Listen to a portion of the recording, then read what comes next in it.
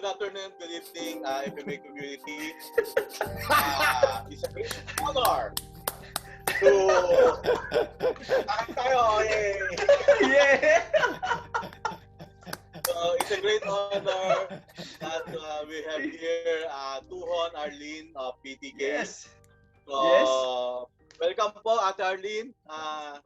Gabi na po ba dyan? Magandang gabi po dito sa Maryland. Yeah. Gabi na sa So, Maryland. Sa Amerika na naman po ang interviewin namin. Duduguin na naman po kami rito. So again, to FMA community, maraming salamat again for watching this video. So we can start now with June and Paul show. June! Karateng Garahe. Paul! Over there! Arlene! Tuhon, Anthony! Arlene. Henry! Henry. Yan! Yun yung iniintay namin. Si John, pawis na pa. Nagpapaypay, init na init eh. Gase, Jun. Lahat, Ano yung suot mo, Jun?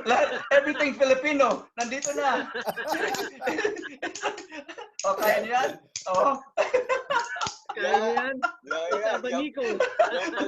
Nagpapaypay pa, tapos nandito pa Marisol. Sige. Gagawin mo Change yan outfit. sa mga susunod, ha? Introduce that. Oh, I have a lot in mind na. Okay, Teka so lang. again, Ma'am Arlene, Ate Arlene, Tuhon Arlene. So we can start now. Do you have any introduction or tell us about yourself? Yeah, magandang umaga, magandang hapon, magandang gabi sa inyong lahat. Salamat po sa inyong lahat sa pag-imbita sa akin dito sa interviewing ito. Ako po yung nagagalak. Napaka-formal. Napaka-formal ng ating guest. Ako po ay si Arlene. Your Tagalog talaga lahat yun, ah. Ginang Ginang Arlene, unfortunately. Pero po, napakatanda ko na.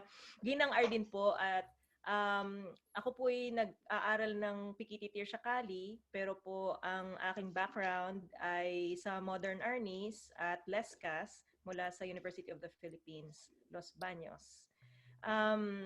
So matagal na po yun, 9 years old pa lamang po ako, I'm already practicing Arnis. Tapos po, nung lumipat ako dito sa States, ayun, na-discover ko po na merong Pikiti Sakali dito sa area namin, kaya nag-enroll po ako. Initially, ang akala ko po ay Indonesian art kasi medyo weird yung pangalan, hindi ko masyadong naintindihan yung pangalan, kung parang dayuhan yung yung pangalan niya. But anyway, pag-alaman ko na Filipino martial arts pala siya. Ayun, kaya ako nag-aral ng Pikiti siya dito sa States. Oh, yun ang aking background. Yeah. Nag-taekwondo din ako. Nag-taekwondo at saka tai chi, tsaka qigong. Yeah.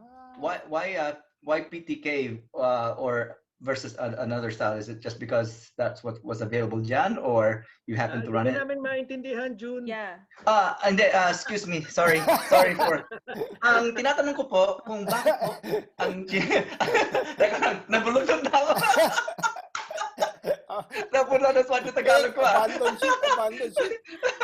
ship. Anyway, what I was saying. It's okay, Paul. I understand. Kung bakit PTK versus another style na napili mo? Kasi po yun yung available. Okay. Yun yung nasa area namin. Tapos hindi ko talaga alam na meron palang iba-ibang FMA system. Nung una, akala ko Arnis lang. Basta ang alam ko lang Arnis. Kaya ko lang nalaman na Modern Arnis at saka Lescas yung pinag-aralan ko nung kabataan ko ay dahil may nagsabi sa akin na may mga systems ang FMA. So doon ako, ang ginawa ko, nag-backtrack ako. Tinanong ko yung mga kasama ko. Yung Modern Arnis, nalaman ko lang na Modern Arnis kasi 9 years old pa lang ako noon. Ang natatandaan ko lang yung uniforme namin, red na pantalon at saka puting t-shirt. So may nagsabi sa akin, Modern Arnis 'yon. So, doon ko lang napag-alaman yon. Pero hindi naman siya talaga confirmed. Although naniniwala ako kasi, it makes sense, right? Red pants and white shirt. It makes a lot of sense na Modern Arnis yung natutunan ko. And then yung last class naman, may tinanungan akong classmate ko noon. Pero nung nag-aaral ako sa Universidad ng Pilipinas, ano yun, Arnis din lang yung tawag. Wala namang system na sinabi nung yung professor namin. Hindi ba 2,000-year-old Kali yung pinag-aralan mo na? Ano yun?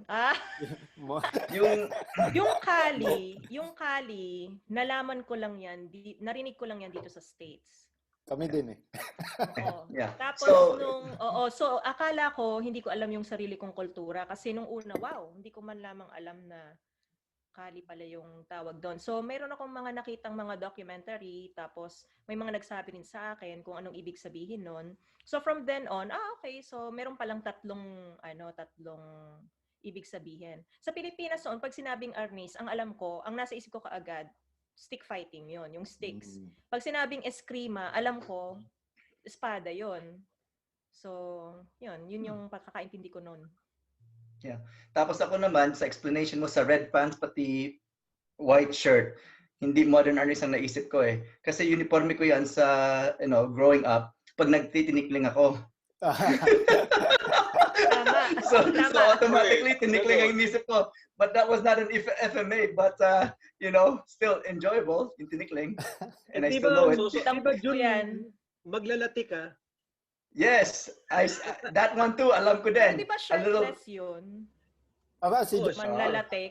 si Naka-red pants Yes. ka, tapos yung coconut. Coconut. Yeah, Coconut lang. I know it. Walang pantalon pag naglalatig. Baka makita coconuts ko dyan, ha? Bang coconut naman yun. Ganun din yung mga suot namin pag field day eh. Yung sa elementary, yung red nga tsaka white, di ba? Common sa mga folk, common sa mga folk dancing, red and white. Yeah. Kaya nga tinikling ang inaisip ko eh. It's like, I should send some of that picture of my tinikling days. Common ngayon sa mga arnis, yung red talaga eh. Red kimono, red even yung lapunti, nakapula eh. Parang naging common, yun na yung naging common color ng di ba? Ng Pinoy na. Actually sa ibang styles I've seen red shirts are worn by instructors only. Tapos red instructors, yellow yung parang mga intermediate, tapos white shirts for beginners. I guess it's more of a defining thing. But that's in other styles na nakita ko. But tayo ba yung gagawin natin style, di ba, pink? Di ba pink pinag-usapan natin? Anthony yan eh. Si Anthony yan eh. Pink power, Anthony. May iba. Nung una, ang babae, ang mga boys at mga girls, hiwalay. Yeah. Okay. Doon sa program na inano namin, yung mga girls may kanya-kanya din. Yung mga boys, sila yung bahala. Pagka espada o knife, mga boys yon. So, hindi ako nakakahawak ng kutsilyo nun. Sa Pikiti to? Sa Hindi, Pikiti? doon sa Arnis. Sa Arnis sa Years old Pilipinas. ako. Okay. Arlene, okay. So ang tanong ko ngayon, like, yung asawa mo nag-FMA din. Did you meet him in FMA already or na-introduce mo lang, after the fact? After Na-meet ko siya sa FMA. Tapos senior ka niya. Senior ka. Senior. You're his senior. So, ang nangyari noon, so pagpasok sa classroom, senior ako. So pagpasok sa classroom, ang reference niya sa'yo, Tuhon. Hindi. Hey, it's okay. Okay lang. Hindi, ganito yon. Yung teacher niya, teacher ko, pero ibang martial art yung kinukuha niya. So, dahil iniinganyo siya na iniinganyo siyang magpikiti, nagpipikiti na ako noon, pero actually, parang nagpipikiti na rin sila pero parte nung taekwondo curriculum nila. So finally, nung na-meet ko siya, parang hindi naman talaga ako senior kasi noon nagsisimula din lang ako. Pero kumbaga, mas senior ako kasi mas nauna akong mag-aral kaya sa kanya ng seryoso. Oo. Pero hindi ako teacher. Yeah. Pero ano yun, minatch kayo ng instructor. Ano pa ba? Siyempre, ganun na. Ganun yun. Then, nung una sinasabi nila, ba't di ka mag-date? Ang daming mga ano dito. Sabi ko, hindi naman kasi mga brother. Pero yung sa kanya kasi ibang ang kondisyon yun kasi iba't naman talaga yung martial art niya. Kumbaga bumibisi-bisita lang siya. Tapos naging magkaibigan actually kami. So, Sus! nagkabarkada Palusot kami. pa! Kabarkada Palusot kami. pa! So pag As you know, kapag binigyan ka na kasi ng ng imbitasyon na manood ng Spider-Man at saka ng bulaklak para lang Yun na pala magpaalam yan. sa mga kamag-anak ko para lang ilabas ako sa sinehan. Na- Sino ba namang titindi dyan? Naks! Talaga. Everybody take note kung paano yun, ha? Paano yun? Oo. Bulaklak, Baka naman sine, ano pa? Sino Baka naman unang yung liligawan? Sino Ba- unang liligawan? Baka Diba? naman ang kwento niya, baliktad. Ikaw ang nagaya, ikaw ang nagbigay ng bulaklak. Hindi, may pagkamahinihin pa naman ako noong unang panahon. Grabe. So now dito sa sa States, tell us you're running the FMA program for women. Mhm. Oo, yung Tell us- tawag doon ay Hagunos ng Sundang. Ilonggo yun, pero dahil nung panahon na pino-together namin yon, nagtanong ako ng ideas mula dun sa mga participants. Kasi administrator lang ako, so I wanna make sure na nagmo-moderate lang kami. Dapat powered siya ng mga members, right? So, yun yung nangyari, Hagunos ng Sundang. Ang ibig sabihin ay Swift of the Blade. Tapos, may moderators din kaming mga volunteers.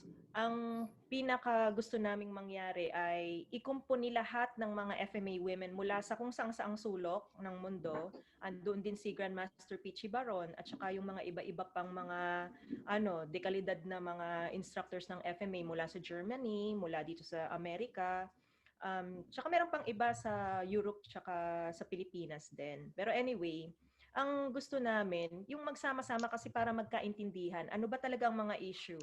Ang pinakamadaling paraan dyan, magsama-sama kami sa isang lugar para kung merong tanong, isang lugar lang, di ba? Merong hub, kesa yung kalat-kalat, tapos hindi mo nakukuha yung data. So, ngayon meron na kaming 135 members as of today. Hopefully, medyo lumago-lago pa para, yun nga, pag nagtatanong kami ng mga poll questions, yung mga sagot mula talaga dun sa mga nagpa-practice ng FMA. So kumbaga mas parang mas robust yung system, right? Tsaka yung process. Pusta ko. Are you finding teka lang, go ahead. Right. Pusta ko yung forum nila mas mas congenial kaysa yung mga compared, Yeah. May kanya-kanya din kami. May kanya-kanya din kaming disadvantages. Kasi, yes, congenial, super. Pero ang problema, marami pa rin nag-hesitate na mag-open up. So, ang kailangan namin, sa mga lalaki, ang maganda, pag may tinanong ka, within minutes, meron kang sagot. Sa mga babae, it takes some time for them to participate. Pero hindi lang dahil sa hesitation nila, yun ay also dahil sa busy sila or hindi sila masyadong naka-online, hindi sila masyadong nag-check ng Facebook nila. So hopefully, kahit papaano, makuha pa rin namin yung participation nila somewhere in the future, sana naman. Yeah. So, out of curiosity, kasi you talked about the different issues na pwede nila ma-bring up or matanong, do you see any commonalities sa mga issues or concerns that comes up or questions that come up sa grupo? Actually, any commonalities? At this stage, medyo hindi ko pa ma-determine yan dahil ang unang phase namin, yung nilagay kong phase ay orientation. So, ngayon, ang mga ginagawa namin, meetings, ngayon meron kaming Kali and Tea, merong isang moderator na siya ang magsisimuno nun. Ako naman, yung ginagawa ko yung FMA exchange. So far ngayon puro banding muna. Nice. Banding. Kasi Nice. kasi para malaman muna nila ano ba talaga yung ginagawa namin. Kaysa yung diretsahang tanong, medyo mahirap kasi medyo sensitibo yung ibang mga topics. So mas mabuti muna na maging kampante muna sila sa anong gusto naming mangyari. Yeah. Wise What na. styles do you see na is in the group already? Good amount of styles covered? Merong For representation, yeah. may EDC, isa. Merong Calis Illustrissimo, 12 pares, maraming 12 pares. Modern Arnis. Of course, PTK, maraming PTK. Tapos merong ding Daya uh, Dakayana, or maybe that's her name. Pero Okay. meron akong mga hindi naririnig pa na mga ano. Meron din kaming GAT. Oh my God. Meron. Bago lang siya, Ana. Galing GAT sa US, GAT US. Philippines. US. US. Si Ana. Oo. Si Ana. Si Musang. Yeah, I know her. She's good. Kaka-join niya lang. So, mabuti naman, yun nga yung gusto naming mangyari, na hindi siya heavy sa isang martial art. Andun, tulad ng sabi ko, si Grandmaster Peachy nandun. Inibitahan niya ako dun sa isa niyang session. Nag-Zoom kami para makita ko rin yung klase niya. Nagstay ako ng isang oras din dun sa sa klase niya sa Pilipinas. Yun, hopefully mag-grow pa. Kasi friendly naman sila lahat. Kailangan lang magkaroon ng common time. Yeah, that's a good. Mm-mm. Yeah. I haven't heard Balintawak. All my Balintawak people. Sign up. Merong balintawak pero hybrid. Oo nga, sige please, sumali naman sila.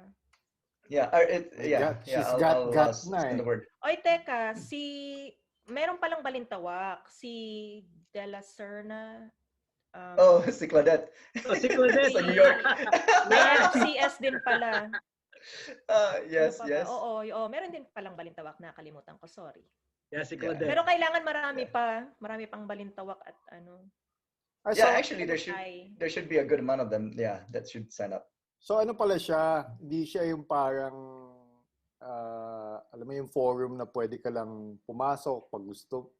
Yung yung mga forums na nandun lang, then pwede ka pumasok. Meron talaga kayong mga activities na everybody should be there. Meron. May some form of organization, because I think that's what's lacking and that's what women are wanting. Kasi kung meron kang somewhat, ako kasi ang ginagawa ko mixed. Kasi maraming tao, hindi mo mapiplease lahat may kanya-kanya silang demands. So kung merong mga tao na super organized o kaya gusto nila dahil nga magulang na sila, so gusto nila, alam nila yung schedule, at least pwede kami mag-cater sa ganon. Kung gusto mo naman yung basta-basta lang na pumasok ka, meron din kaming mga post na nakikita mo yung mga drills, tools, mga interview.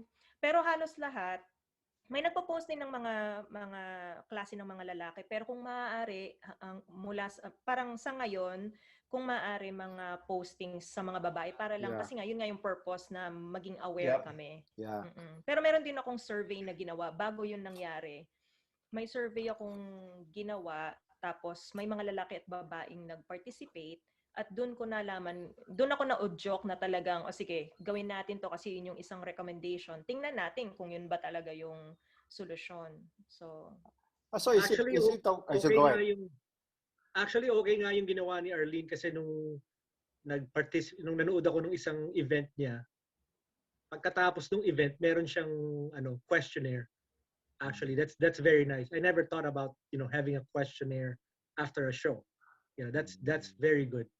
Para may data nga na if it hits the audience, that's a very good format. Yeah, actually that I was thinking about a questionnaire on my students in general, but after an event, that's actually a great idea. Talaga. Yeah. And use it as a. Go ahead, Kuya. Go ahead. No, I was just gonna say it's you basically just kind of really hone in to what the community is wanting and needing, and really understand that aspect. See, yeah. Is it Matagal ko nang ginagawa very yun. English. Matagal ko nang ginagawa. Almost 10 years na mula ako sa nagsimula ako. Talagang nagsusurvey na ako. Kasi pagka tinanong mo sila kung anong gusto nilang mangyari, lalo na dito sa States, ang laging sagot, it's good. It's good. It's great. Pero pag anonymous, kung gusto nilang magsabi ng negative or gusto nila hindi nila masasaktan yung damdamin ko, 'di ba? Kasi nasa papel lang. So kaya ako nagso-survey kasi mas honest yung makukuha mo. Not always, pero it's good to do it that way. Tsaka numbers too, yung no, yung rating kasi minsan yung iba tamad mag-type, ayaw mag-isip ng comment, kaya dapat meron kang number tapos meron kang comment sa huli. Comment. Yeah. So is it a website? Is it a Facebook page? O ano yung where can people join if they want to join yung mga babaeng alisadors? Sa Facebook, FMA Exchange sa Facebook, meron kami yung Hagulosang Sundang Community. Merong link yon o kaya kung gusto nila i-search nila kasi masa-search mo naman siya. Hindi ka lang makakapasok kasi yung may mga lalaking nagtatry na pumasok, which hindi naman masama yung pakay nila kasi this is the first time na merong all FMA na support group. Like usually you will see one pero specific sa isang art. So I understand why they're kind of confused right now. Pero gumawa ako ng page for FMA Exchange para yung mga babae pag meron naman silang session, nakikita ng mga lalaki kung paano naman kami magturo para hopefully one day maintindihan nila ano ba talaga yung skill level namin at saka anong pwede naming mai-offer sa community. Kasi meron din kaming perspective na I think magiging magandang contribution sa FMA. Plus, yun din dahil kultura naman natin na lagi naman kaming kasali sa 'di ba? Lagi naman kaming kasali sa mga decision making o kung ano-ano man. Somehow dito kasi sa States iba rin yung style nila, iba rin yung kultura nila. So, sa atin sanay ako na lagi kaming kasali, meron kaming voice. Yeah, pag-usapan natin ang mga role ng mga Pilipina sa Pilipinas. Kasi iba ang mga babae dito sa Amerika, how they think and their culture probably different. Yeah. Can we do it also in English? Medyo nahihirapan ako naiintindihan ng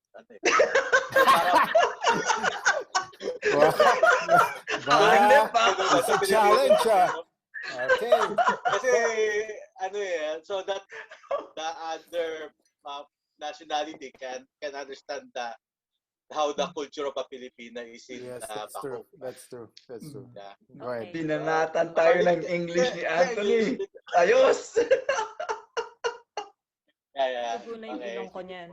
Okay. Go ahead, Arlene. Ako ba? Oh. Yeah. Well, for me, it's kind of tricky because I'm in the United States right now, but I still feel like I'm Filipino because when I went in here, I'm fully formed adult when I went here. So I still identify as Filipino. So in terms of culture, it's just a little different when it comes to women because I'm so used to having a voice. It's not even a question. Like I know if I'm back from let's just say Batangas, people ask for my opinion. That's not an issue. Here it's a little bit different because I feel like I need to be a bit more assertive or I need to take on some, a particular role or like personality before they actually listen to what I need to say. I feel like sometimes I'm a secondary citizen in here. So yeah, that's just how I feel about it. I don't know specifically what history was, but from what I know, in the Philippines, women are taking on combat roles, and that's not a question. You sign up for the military, you can do combat roles. I'm a dependent, so my parents are military, so that's what I've seen from before. So I've seen my mother take on, go high in the ranks and take serious responsibilities as a woman, and then she's supervising males, and that's normal. Here in the States, it's a little bit different because like I said, I need to assert myself more, and then I need to always prove myself before they take my opinions or my expertise. And then also it's just never ending. It's never ending. And then another thing too is I guess I don't want to consider myself a feminist, and I'm not against them either. They have a different view of where we should be in the future, I guess. So I'm a little confused because in the Philippines, we're already in the future of what they're wanting to achieve. Yeah. I know Yeah. that the Philippines went down in ranks globally when it comes to gender equality. Right now, I think in 2020 we're on 16th rank, but we're still higher than United States. I think United States is somewhere in the 20s in terms of gender equality And in across ours, the world. in our case kasi, it's different kasi in the States when they say equality, they mean equality of outcome. Here it's the choice of the women. Di ba? It's not really Yes. because they're under us or anything like that. It's just literally their choice because in our culture, even in the mountain province, especially the mountain province, women have equal ranks. We have different roles, but we have equal ranks. So it's quite different for Americans and Filipinos. I like what you said there about roles because I say the same thing. And like I said, I don't want to be in trouble for anything or people judging me for what I'm going to say, which is going to happen no matter what, but I'm going to say it anyways. Say it Um, anyway.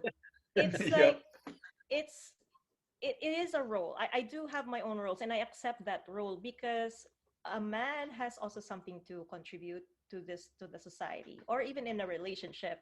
Similarly, I also have something to contribute. So Uh, to me, I've been kasi ako ang asawa ko ano banyaga. So maraming teaching na nangyayari, right, in the beginning of the relationship kasi iba yung iba yung stance ko as a female or a woman in the relationship. Pero ang pagkakasabi ko sa kanya, this is how I explained it. So for me, when I grew up, say somebody asked me to go out in a restaurant, say I'm paying, or if we're paying Dutch, I go underneath the table and I give the money so that he can give the money to the waiter.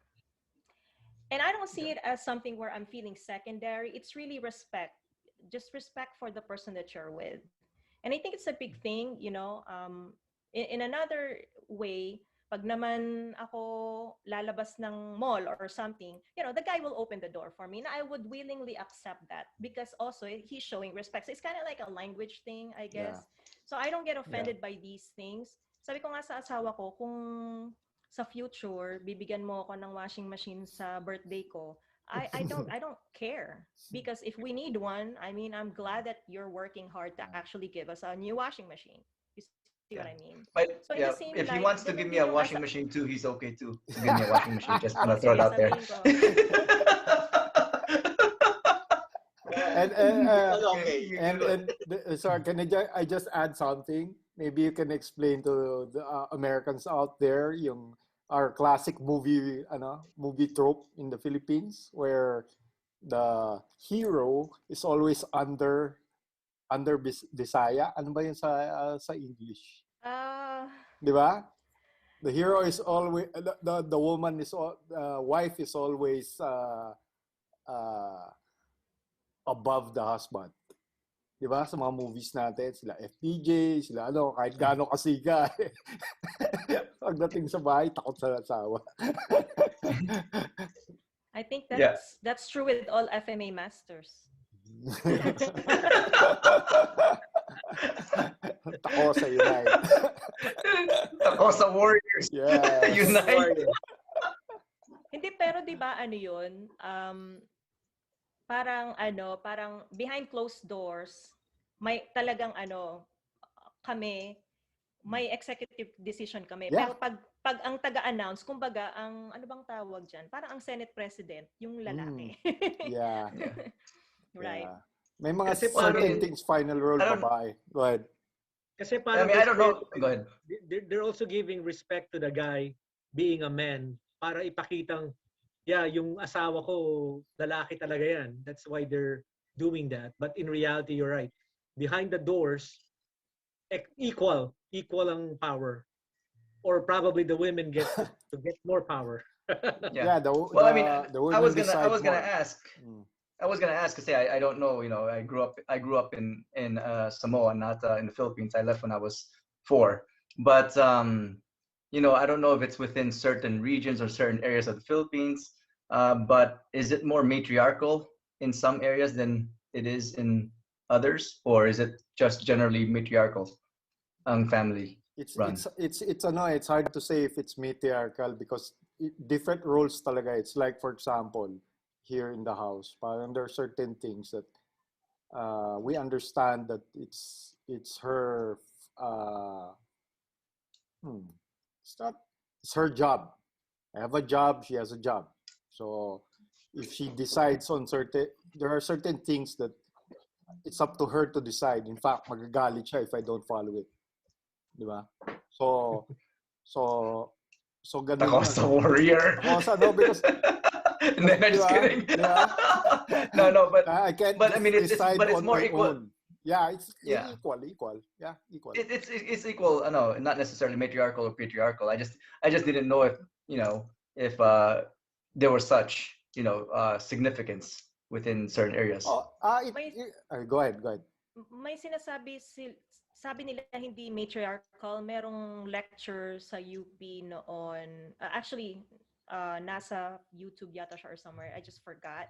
Pero meron silang term na ginamit which is pretty interesting. Unfortunately, nakalimutan ko yung term. Pero hindi siya talaga matriarchal. Pero pag nalaman ko yung term, i-text ko sa inyo ulit. Merong term yon na mas nagde-define kung ano ibig sabihin. Kasi may nagsabi na hindi naman talaga pwedeng i-admit na or pwedeng i-claim na matriarchal kasi hindi rin naman below yung males or men sa Philippines. Yung nga katulad yung sinasabi ni Henry, equal siya. It's hard to explain pero it's hard to explain. Yeah, it's hard to explain. Yeah. I mean, it was just a curiosity on my side, being, as I said, growing up outside of the Philippines, it's one of those things I was just kind of curious about. But Paul, you were saying? Yeah, even when I was growing up, there's specific roles already that women take and men. Parang understood na lang na sa Batangas. I mean, when we have fiesta, you can tell the women know where to go, the men know where to go. And most of the things that I saw during fiesta are the men cooking instead of the women. So, which is opposite in different region. I mean, sa Batangas lang ata nakita ng panay lalaki nagluluto. On a big Tagalog event. men are different, Paul. Maybe Tagalog men or, I don't know if there's a difference between Visayan and, people from Mindanao. I'm not sure if they have a different culture. But yeah, you're right. In Tagalog or specifically in Batangas, since I'm from there too, the males are not afraid to take on cooking or doing something for the women, and at the same time the women are so open into doing something in return. So it's really a very symbiotic relationship. Correct. Diba, even in the workforce, kaya I was wondering bakit ano yung sinasabi nila sa States na dinadala dito sa Philippines kasi I've never ever ever questioned working with someone just because she's a woman. Never. In fact, I've worked with several clients or siguro kahit since I'm a filmmaker, producers who are women, we take it for granted. Sila yung boss eh. So, we listen to them. It was never a problem. Ang problem, I think, when, albawa katulad siya sabi ni, yung matriarch or patriarch, ang nahalata ko lang, automatic sa culture natin. Kung sino yung, someone has to, paano ba to? Dapat may puno eh. If the guy cannot fulfill the role of the patriarch in the clan, matriarch will come out. Diba? Correct. Automatic eh. Kung hindi kaya ng lalaki, babae, automatic na yan eh. It's just it's a question question of ability. Go ahead. Sorry. Ability. Correct.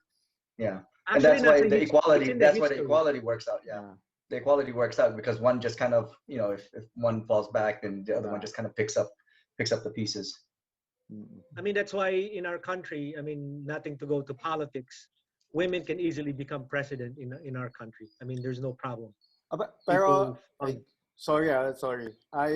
But we're not painting a perfect picture. Meron din talaga mga chauvinists dito. And there's also a part of certain aspects also na I guess in-introduce kasi ng Catholic Church eh. Yeah. Yeah. May mga certain Actually, I things think- na hindi pwede. Dahil Actually, sa Catholic yeah, Church. correct. Not It's because of the our Catholic culture. Church. Yeah. Kaya yung role ng women parang medyo binabaan ng konti because of that. I think it's in the history. So, Mm. so we talk about the role, right? Role ng woman. So how can we relate it with the Mm. so because we talk about the personal sa back home, diba? Sa work, sa natin, sa house natin. We talk about it, the role of a woman. But how about on the FMA community? What will women can do on the FMA community, on that perspective? For me, I think it's time. I think for me, it's time that we reflect that Filipino culture to the FMA community. Because I mean that's the idea anyway, right? A lot of people are talking about, or in history, this is how we call this thing, or back in the day, this is it. And I'm watching, and I'm like, okay, maybe it's time for us to talk about our role in the culture, because I think we will really do everyone good service, or we're gonna good service by bringing this out, because ano to parang I think it's gonna advance the FMA community. And I'm not only talking about Filipino FMA community in the Philippines, but more specifically in the West too. Kasi it's education also, di ba? I think we're more advanced in terms of these things. Kahit yung women's suffrage, hindi naman tayo katulad dito na they had to like fight for that. I think we already had rights to vote, and again, we already had a voice before the West had a voice, or the women in the West had a voice. So nangunguna pa rin tayo, I believe. With the little knowledge that I have of history, I know that we have that at least. Yung actually even not just FMA, you can actually help martial art communities in general, di ba? Because looking at yung other martial arts, parang nahirapan ako mag-isip kung I'm sure Chinese there are women masters, but I'm trying to think of a women karate master or judo. That becomes I think that becomes a bigger movement to kind of push. But I think going back to the FMA community, kind of looking around just within the community here, I think that's kind of a big task already on its own, just sticking to the FMA community. I mean, you're not, because we think FMA, okay, Philippine martial arts, and we assume the Filipino connectivities with the Filipinos that are in there. But if you look at it, I'd probably say a good majority are already second generation immigrants na. They're connected to the culture, but they're still missing a few pieces here and there. I mean, I myself, I grew up outside of the Philippines. I mean, luckily the culture that I grew up in Samoa has a lot of similarities and overlays with what the Philippine culture was like. And plus, I had a very strong connectivity with the Filipino community there. But I think that's that link and connectivity to the culture for Phil-Am specifically, or Western side probably is a little bit more challenging to put that connection through because of so much influence already.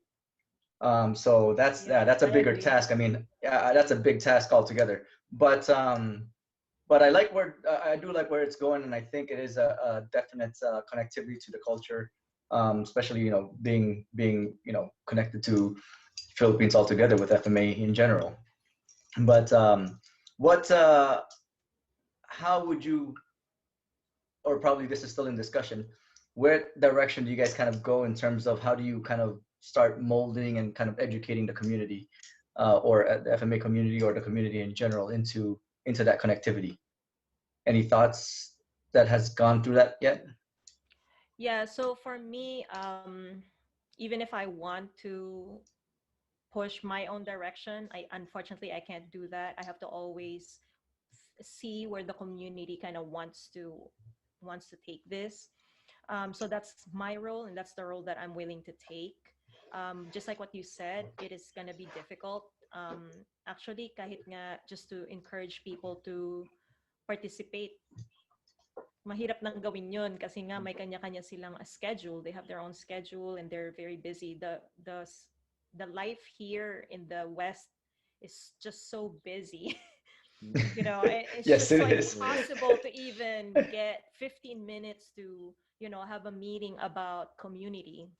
Um, so yeah, no, I'm not being too ambitious about this. I'm just putting it in here, making sure it's available. That way, in any case we reach a tipping point, at least that we already laid out foundations so that it will happen, right? Because the only way that we can have success is if we are establishing the path to success. Nice. So that's what I'm trying to Right. do for right now. But as to being too ambitious about it, not really. Having expectations about it, not really, because um, it is a big movement already just in the FMA community itself.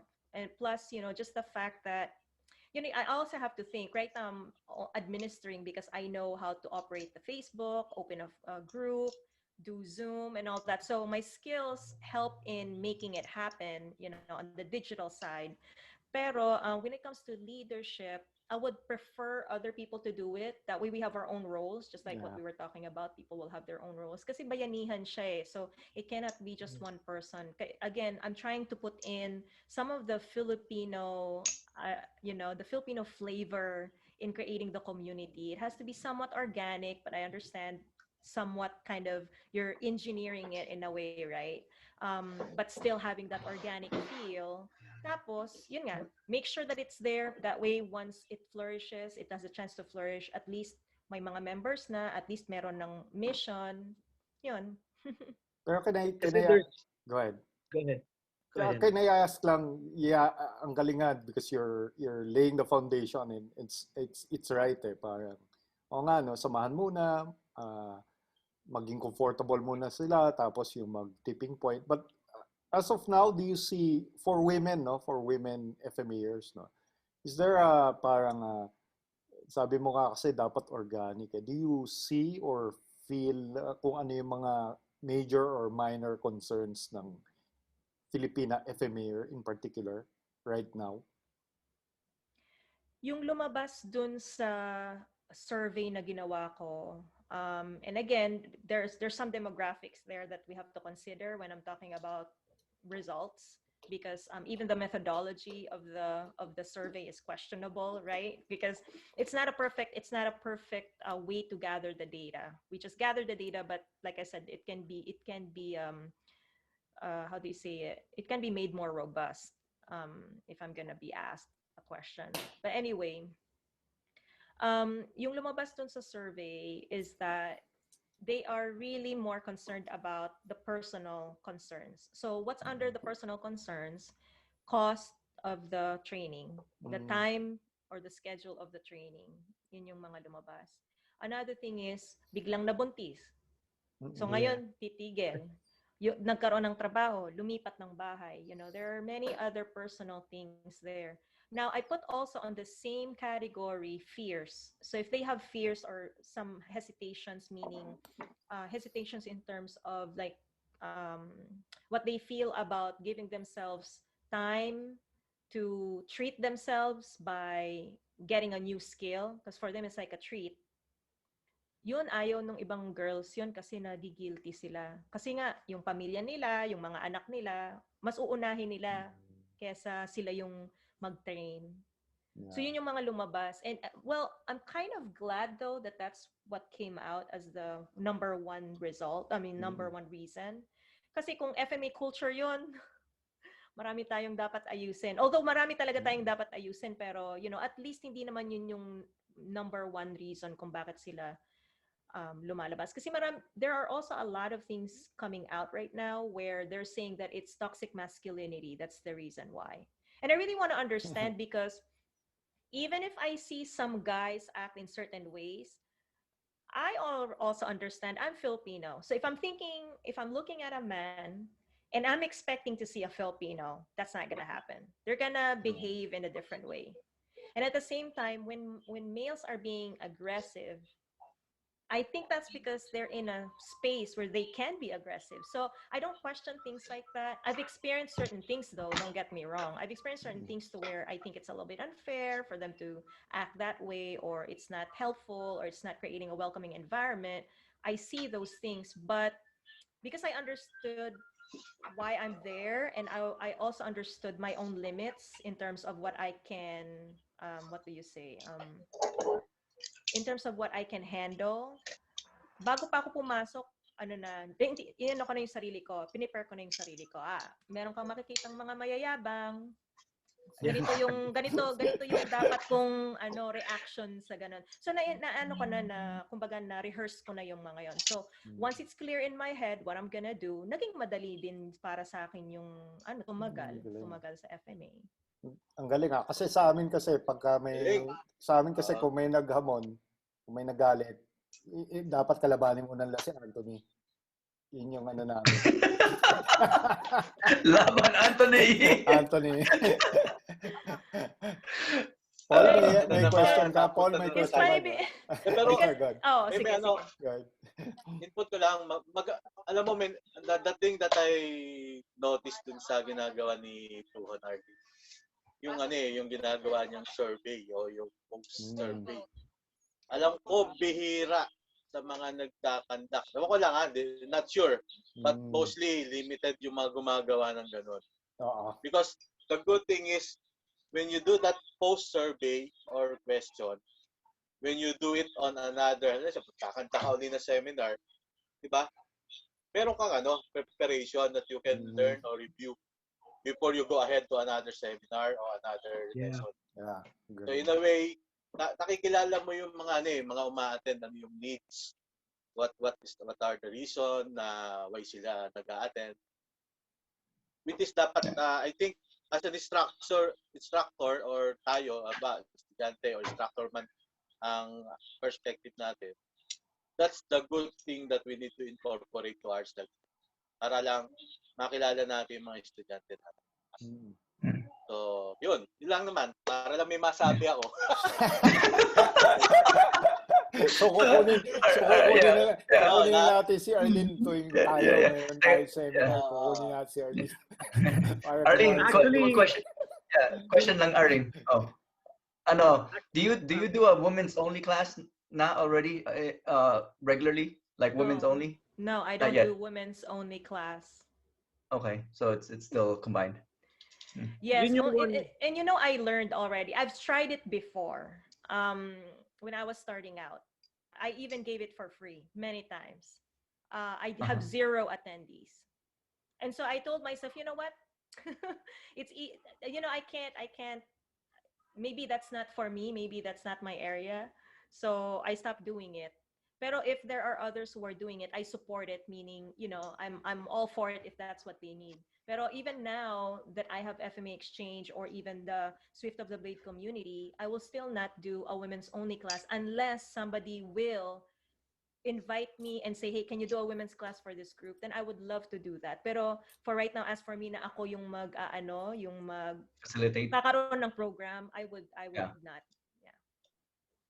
Yeah. That's one reason na kaya I watch yung free show mo nung Monday for everybody to join to watch, just so I understand what the platform or paano mo ginagawa yung class, which is very good. So again, it's a feedback for me para I can hit the goal of the women who are trying to learn or you're trying to get better sa FMA. Tsaka meron pang isang mechanic yung FMA Exchange. And the mechanic goes this way. The males are volunteering to teach the exclusive group. And the only reason why I do it exclusively is because I understand the males are also selling their material. I want to respect their, whatever material they give. Interestingly, the materials that they're giving us are not basic material, which is great because at least they're encouraged to give an intermediate material without being worried na it's gonna be public. So when the class is over, I'll do the survey, And then, after a few days when I collect the data, I actually give them the results. So I will give them what's the feedback of the women and how can they make their sessions better. Now, it doesn't have anything to do with them as an instructor. It just has something to do with how they handle a women's only group. That way they can also learn ano ba ang gusto ng mga babae or ano bang mga tanong ng mga babae. That way, natututo rin yung mga volunteers. Kaya nga FMA exchange. That way, you're volunteering but you're getting data. On the Correct. other hand, for the females, we also need to have instructors who's gonna do something for the public. So yung public naman na yun, kung nahihiya sila, pwede namang exclusive dun sa all-women group. But if they can, just like what happened with Guru Diana, she allowed herself to do she allowed us to do the public session, right? So in a way, the men who are in, the public, most of the FMA community, they also see how she conducts the session so that they also have an idea, so pagbabae pala, ganito ang strategy nila and this is what they focus on. So we learn from each other even if we're not really friends. We don't have to be friends. We can still learn from each other because that's the main point. The main point is you're from a different FMA system, great. We don't need to discuss that. All we need to right now focus on is learning from each other in whatever way, right? So tinanggal na natin yung mga distractions, which is membership. Tinanggal na natin yon. Or affiliation, right? Galing ah. Yeah, Pwede doon ba nga ako nating natuwa eh. pwede ba nating kunin consultant to si Arlene? Actually, Arlene, Ang galing ah. sa amin kasi, kaming lima kasi, parang ganyan din nangyayari sa amin. We're almost on the same, ibang path kami, but we have kind of the same goal. We're going on the same direction. Kaya that's why we invited you to be here. Just to see your point of view or where you guys are headed. One rule of the HSS community is, at least for the moderators, because I don't really talk to the community that much, because like I said, I don't want to control the community much because I want to see how it works or where it's going to lead, because the community will tell you. I don't really need to do anything at all. But on the moderator side, because we need to make sure na they're following rules and all that, because no matter what, you still need to establish rules. No matter how friendly they are, you have to assume that, okay, at some point, okay, we're gonna grow, so we need to make sure we lay out the foundations right away and tsaka clean yung expectations. So what I told them was, there's no man hating in the group. So if you're going to post something about, if somebody will post something about, being a woman and being strong, but then you're putting down males, we're going to have to unfortunately take down the post kasi it's about identifying and also recognizing each other's strengths and contributions. We cannot do this. We cannot do this alone. Yung mga lalaki, you guys have your own strengths at saka ang tagal-tagal nyo na rin sa sa FMA community na nagko-contribute. So bakit naman namin kayo tatanggalin sa mapa? It doesn't make any sense. Right? So yun lang naman. Galing na community-based din sila. Community-based. Napaka-Pinoy, di ba? Community-based. Iba yung nila, yung parang culture din sa mga babae. Tingnan mo on the side ng mga lalaki, FMA exchange is like sparring. Oo. Oo naman. FMA exchange spar.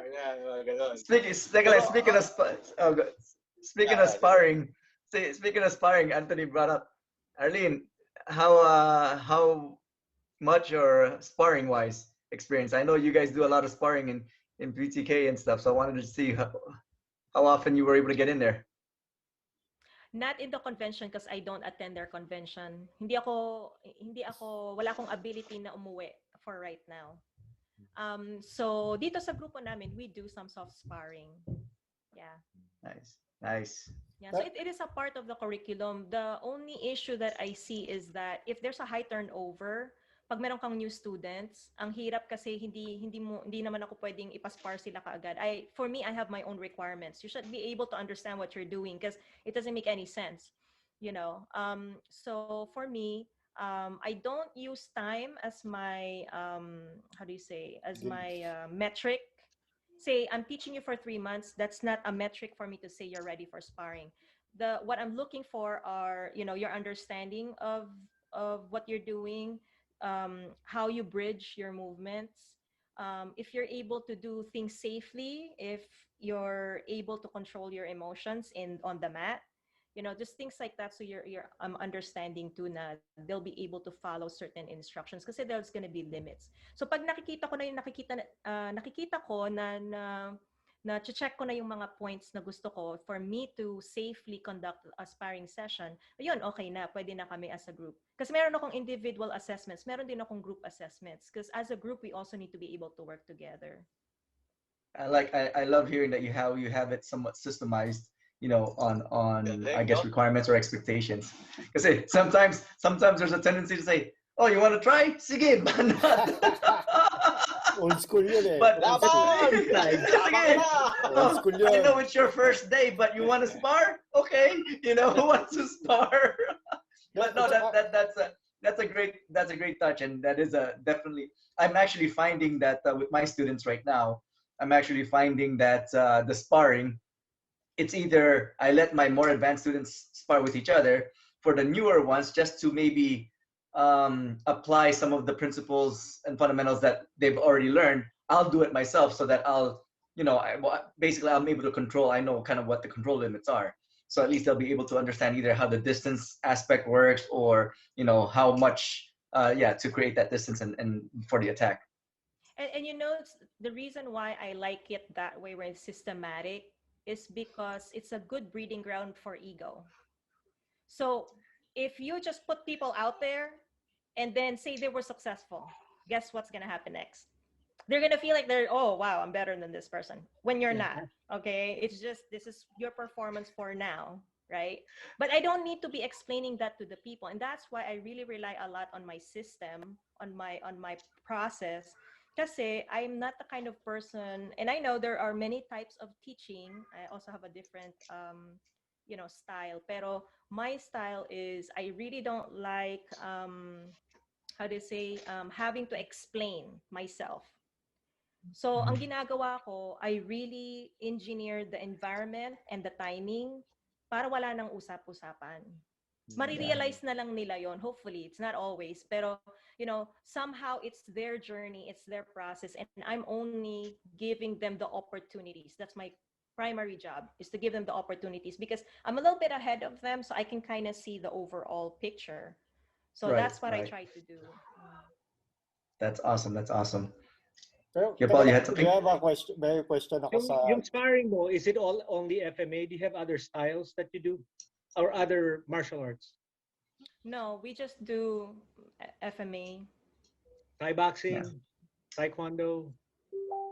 In our group, we have Taekwondo, Sanda people, law enforcement, military. So whenever we're doing our sparring, for right now, specifically right now, we're only doing sticks. For my advanced students, if they want to do something on the side, they're able to do that. If they want to do blindfolded, we have some, what do you call that, eyeglasses? Yung may mga dots na eyeglasses, or one eye covered, left eye covered, dim lighting. Yun, pero yung kaunti lang sila, mga 4 lang sila. Sila natatasto kasi. I know that that's a whole different level of sparring. Blindfolded, sige. Isa lang, ano lang naman. No. Isang mata each. Right eye, left eye, and then you got your stenopaque glasses. They have holes in them. And then dim lighting. But I would usually start with dim lighting. Ayoko yung... To replicate pag tinamaan yung isang mata. At saka kapag merong pang... Yun ang magiging target eh. Yung kasi mata na hindi covered. Iba yung dominant eye sa kabila. Pero I have a question questions actually, hindi lang kay Arlene eh. Yung reality na you guys are in the States, no? May mga legal issues din kasi, di ba? Pag medyo hindi ka tulad dito eh, nag-sparring ka, nabali yung daliri mo, walang legal issues eh. There's such a thing as legal issues then that you have to watch out for, right? Yeah, for me, yes, meron. We're very careful with that. So we have waivers, you have insurance, you have to overly explain yourself whenever you're doing these activities. It must be voluntary when you're doing sparring.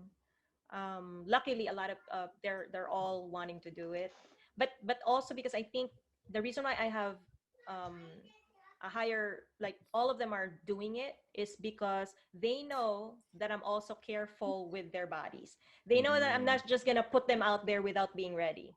Yeah. So they appreciate that kasi meron din silang mga trabaho nila where they need their hands. Some law enforcement and military, I also don't mess with that because they need to be able to operate, especially military, you got your physicals. So I have to make sure they're also healthy and they can still use their hands because they can lose their job for that. So yun, I'm really careful with them. So I guess the trust that you get also helps in making sure na safe yung environment. Okay. So on a different aspect, different direction, I guess here. Within the community, just in general, who out there are doing things that you are finding interesting? In a bad way If or in a any. good way? Ikaw. Do you have bad ways? Let's hear those.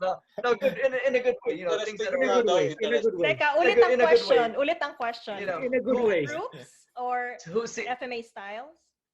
No, it's not specific to styles. It's not specific to anything specific, really. It's just within the community who are out there that you are finding that they are doing things that are of interest to you. That are, it doesn't have to be by a particular style. Just what things they're doing that you find interesting. Oh, lately, because I've been talking to Paul, so I was looking at a lot of the paite stuff. And the only reason why I'm doing it is because I really felt like I was right there and I did not know it existed. So I really felt cheated.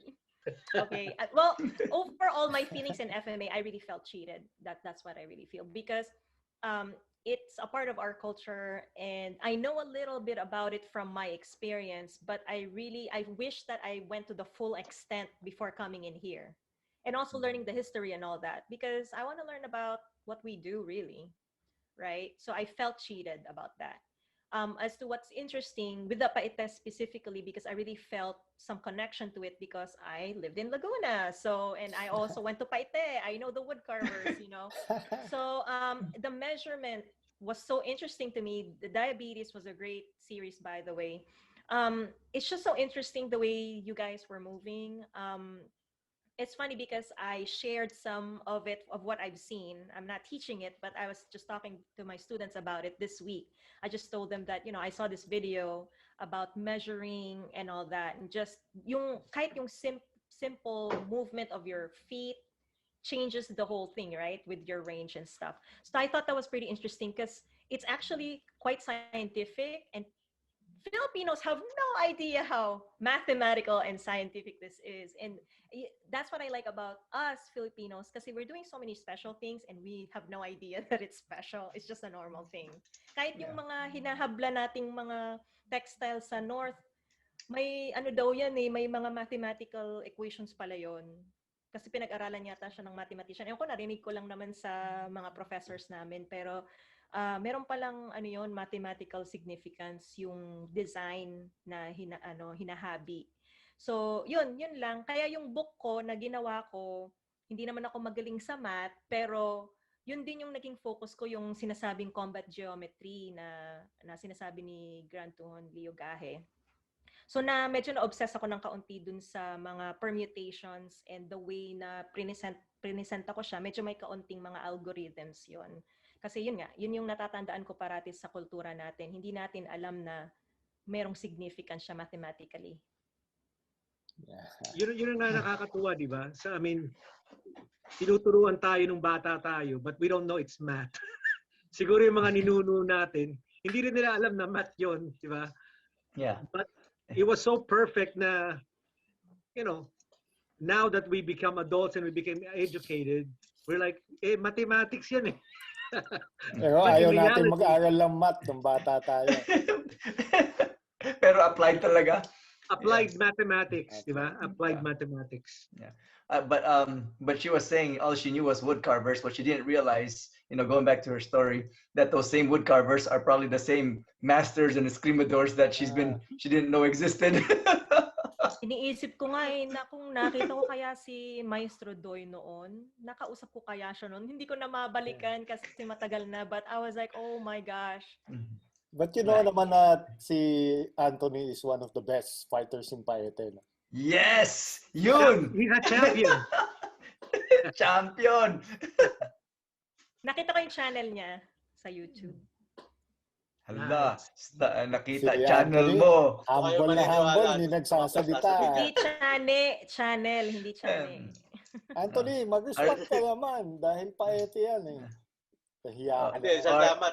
salamat Tuhon, Arlene, for watching some of the videos. Appreciated po yun. So, same thing. So, that's the thing that we should do, right?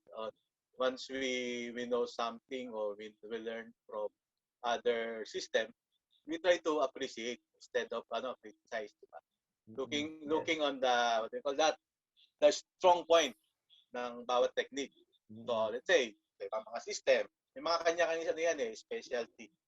So, kung ano yung sa tingin mong kulang do sa let's say on your art, na tingin mong may improve pa. So, we go to that system, learn from them, appreciate how they teach, how they show the technique. So, that's the thing nung ma-involve nga rin ako sa FMA community. Diba, maganda. Marami palang maganda sa amin. Usually nga, ano ba, measure. But on the close range, merong mas magaganda at mas specialty do sa ganong type of fighting. Because every fight have different perspective or let's say different scenario. Right? So, instead of criticizing, di maganda, pangit yan, wala naman, di totoo yan. So, yun, dun tayo yun yung FMA exchange, di ba? Yun po yung isa sa magagandang reason why FMA community was built. So, yun lang po. Maraming salamat po. Para may masabi lamang. That's my next 2 cents there. Ang dami na. 4 cents na yung 4 cents na. Grabe si Anthony. Kinuha yung sasabihin ko sana eh. Yun yung sana sasabihin ko eh. Kinaunahan ako. Kaya alam mo, But, go ahead. Yeah, I was gonna kind of shift a little bit and I guess we've been talking about FMA and kind of women and everything within the community, but wanted to go a little bit more understanding Arlene. Arlene, outside of FMA, what are some other passions out there that we do? You mean my passion? Yes, outside Besides of FMA. FMA? Yes. Medyo iba-iba. Ngayon talagang FMA ang ginagawa ko. Naa-addict akong masyado sa FMA. But I play instruments too. Pero hindi ako musikera. You get what I mean? Parang Pilipino nga na, nag-uuwido. So back in the day, I hear music. So noon, meron akong recorder. I always need to record my songs kasi sometimes I confirm, nasa isip ko lang ba yun o narinig ko somewhere? Sometimes it happens. So it turned out, hindi pala siya existing music. So I ended up having to record the music. So now I have to learn how to play the keyboard so that I can at least play the music that is in my head. So is that the musical instrument that you play? Is the keyboard? I play keyboard, I play the drums, I play a little bit of violin, a little bit of guitar, pero medyo malit yung kamay ko kasi hindi magaling sa strings eh. Pero I can play a little bit of guitar too. Meron ako music room sa taas, next time pakita ko sa inyo. Dang, talagang music inclined. Oo. Siyempre kumakanta din ako. Meron. Hours there too.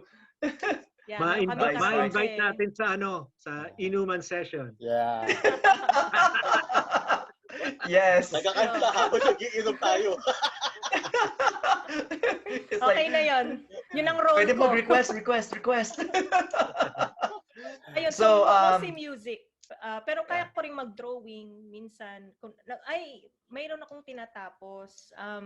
Mayroon ako natapos kaya lang mali. Nagtatry akong gumawa ng latigo. Wow. Oo, pero Wow. andun yung ko sinet up ko pero na-busy ako sa trabaho kaya iniwan ko. Pero yung una kong ginawa, palpak, so I have to redo. Paano Wow. palpak? Tabingi? Ganyan, or Hindi. Yung measurement nung paracord, maikli. So, dinugtong ko yung extra. Edi syempre, pag ginamit mo na ng matagal, natatanggal na yung tali. So, yeah. I just need to make sure yung measurement ko tama.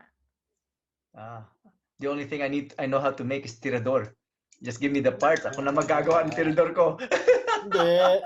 Dapat kung Pinoy ka, dapat marunong ka humanap ng kahoy, yung sa bayabas. Sa Bayabas. Ito, Yeah. Oh. No, I get all the pieces and put them together. Yeah. Kaya. Yeah. So you were saying art. What kind of art were you drawing, sculpting? Anong level of art? Drawing. Drawing. And okay. Usually mata. Ganyan. Anong medium? Anong medium? Mechanical pencil. Minsan H2B. Okay. Yun lang, very simple lang, not too. Yeah. That's good. Yeah. Si So, Henry, yan? Painter. Oh, Nagpe-paint, pero I hesitate to say painter kasi yung totoong painter may discipline of always painting. I just paint like parang hobby. Yeah. Pero can I ask something related sa... Ito kasi curious ako eh. It's not FMA specific, pero malaki kasi paniwala ako na to learn self-defense, regardless kung lalaki ka o babae ka, you need to really train for it eh. Question ko lang about what are your views on women's self-defense? Kasi I cannot claim to be, I'm not a woman, I'm not that's why I've never ako nag-tour ng women's self-defense kasi I do not know yung issues ng mga babae. I just like to find out finally sa babae. We had a guest before sa Karateng Garahe, si Erica Fern. Napapakilala ko sa iyo, I think mag-okay kayo eh. Pero I just wanna hear from a martial artist na babae. Ano yung views mo doon sa mga self-defense, women's self-defense in general? So right now I'm talking to you guys and I feel like we're really just chatting. So I'm forgetting that I have a responsibility here. Whatever I say, maybe, maybe taken seriously by others. So I have to be careful. Yes. Pero I'm not an expert. So I will answer the question though. For me, it depends kasi yung self-defense, ano ba yan? Yung significance ng pag-aaral ng martial arts pre o post-trauma. Kasi dalawang klase yun eh. Yeah. So pre-trauma, I think that, of course, it will help kasi you will understand some dynamics. Pero hindi, depende rin sa program yun. Kasi hindi porket nag-practice ka ng martial art, ready kang lumaban sa labas. It doesn't make, sometimes you can't transfer the movements. Okay? Or your instructor, they're unable to focus on these things. You need to be able to transfer the skill, right? To something that's actual. So kahit ilang sipa mo, in my opinion, and this is just my opinion, kahit magaling kang sumipa, that doesn't mean you're a survivor. There's still, and there's also many parts too. Ano ka ba? Fighter ka ba o survivor? Right? Because you can be a good fighter, but you don't have the will to survive. You're gonna lose, in my opinion. So post-trauma, that's kind of a hard question because it depends on the person who's taking the class. Now, I can say that on some somatic psychology, it's helpful to get into martial arts kasi sometimes, kung kunwari, meron kang PTSD, it helps for you to have some form of control. And through your rehearsal, kahit na post, yung meron palang mga patients na nafe-feel nila, nagre-regain nila yung control by reliving, because sometimes they relive it in their minds, right? Pero in a way, their body is also trying to say, ito yung proper response doon. Kahit na it should have been the reality, even if it's not really the reality. Pero in their psychology, nafe-feel nila na, meron akong sagot. So I have control over something. So it helps eventually, because that's just one avenue. I'm not gonna say just go to a martial arts class because it's just one aspect of it, which is what they're calling like a creative may tawag dyan eh, creative outlet or something like that. Basta may mga phases kasi yan. So, I think it helps in that sense. Now, as to the self-defense programs compared to martial arts programs, I think they're still separate. Kasi ang self-defense, ano yan eh, parang more tactics, right? So, katulad natin, yung mga, kahit yung mga lalaki, for example, and I'm sorry, I'm gonna have to say it that way. Pero kunwari, yung mga lalaki, sige, gawa tayo ng sparring, blah, blah, blah, right? Pero hindi pa rin yun yung, hindi pa rin yun yung ingredient eh. There's still other things that you have to consider, like assessing the space, engaging, laws that are available for whatever type of weapon you have. How do you articulate the situation pagka tinanong ka ng police? Do you know how to articulate it? Right? Because there's a way to do it na hindi ka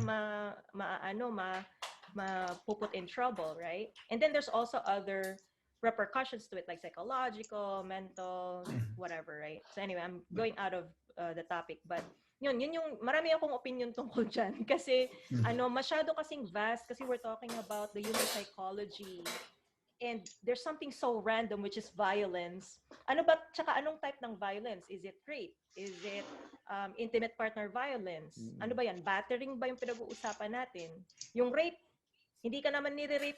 Paano bang mang-rape ang mga lalaki? Hindi naman laging nakahiga kang, ang imagination ng iba nasa comfortable ka sa kama at naka-mount siya sa'yo. Yun lang yung naiisip ng mga tao. It doesn't happen that way. Una munang gagawin nila, either untugin ka or psychologically talagang i-put down ka nila. It's not easy like it seems. You cannot say, oh, after this two hours of learning how to remove a hold, you're good. Or there's a guy in a bubble that you have to beat up.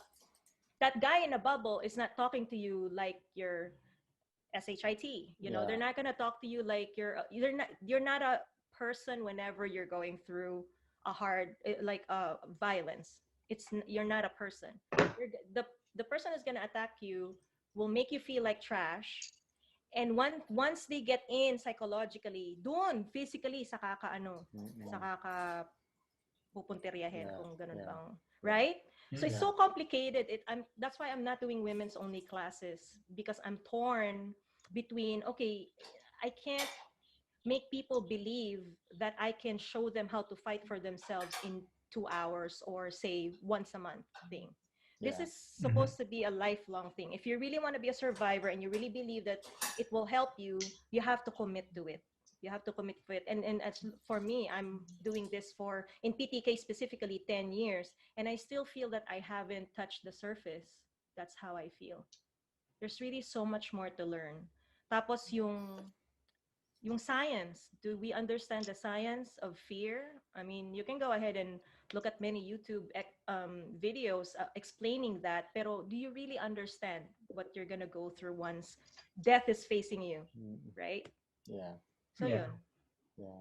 Parang ang dali kasi intellectually to talk about it, no? Pero if you don't, like for example, I myself may mga questions ako when I watch seminars because there are certain things that you have to experience like street smarts. Matuturo mo ba yung street smarts kung hindi magulo yung kali nyo? Like kami before, yung mga kwento na, alam mo yung nakikita mo yung tumatakbo, yung pala, last na yung, last na yung tiyan Those things, yeah, you're right. You said it in such an articulate way because I find it nagiging commercial na yung term ng self-defense or self-defense in one seminar. I think it's over-commercialization. And I just wanted to hear yung view ng babae kung tama ba yung instinct ko na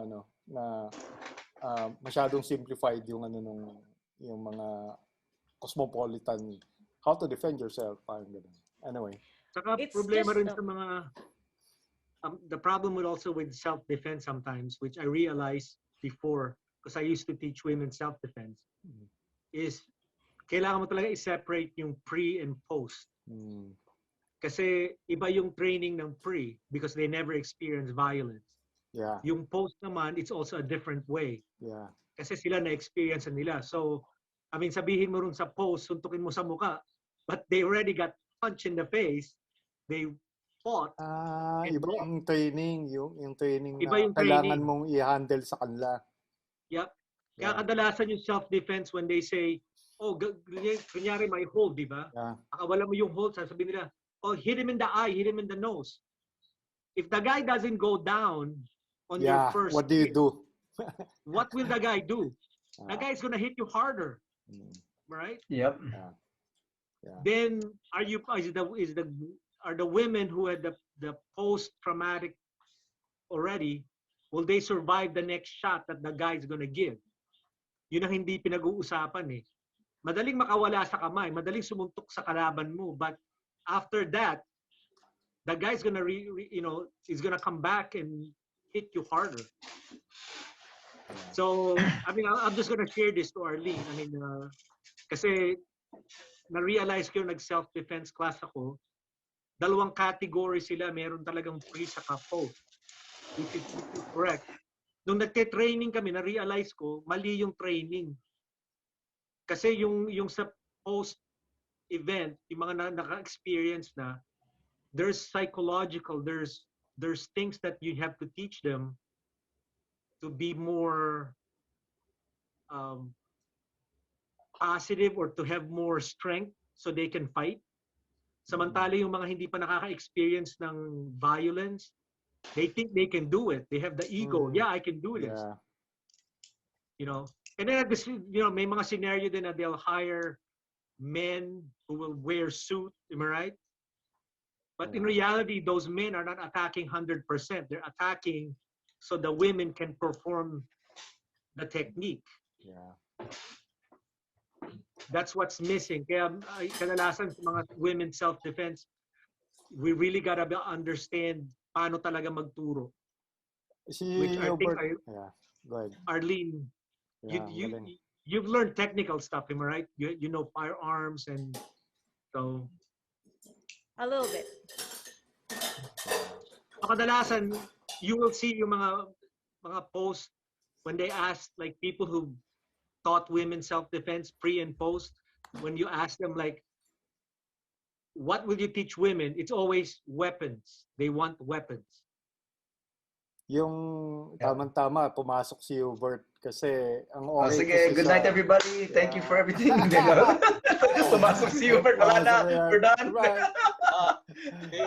Kayo Hubert naman magtatanong mamaya. Dapat may ano na siya. Nakailan sense ka? Anthony, nakailan sense Hubert, ka? dumating ka. Umalis si Arlene. Nakailan sense ka? Nakailan sense ka, Ano Anthony? Naka 4 cents ka lang, di ba? O 6 cents? Di ba? 2 cents worth eh. Nakailan 2 cents? 4 cents na yata yun eh. Hinihintay ko lang yung next contribution niya para may masabi. May masabi niya. Ayaw exposure. I think si Hubert nakikinig lang eh. Tingin ko nandiyan pa yung boss niya. Sorry, in-accept ko siya. Kaya. Yung yung pinag-usapan. Wala si Hubert in-accept pala si Hubert eh. Si Hubert kasi, Hubert, we're talking about self-defense. Ano lang, nag-segue lang. Oh, you're live. Yeah. Hubert, ano yung fast lang, di ba? Sabi mo sa martial arts, tinuturo is only how to, yung sabi mong 4 possible reactions sa danger. Posture, fight, flight, ano isa? Nako, andyan yung boss niya, hindi makasalita. Nakamute. Nakamute. Hindi ka marinig. Hindi kita marinig. Hello? Yeah, Hello? go ahead. Yan. Okay. Yan. Hindi, anong tawag dito? Wala yung boss ko. Nandito ako sa unit ko. 300 meters away from the office. Yes. Hindi, lunch break.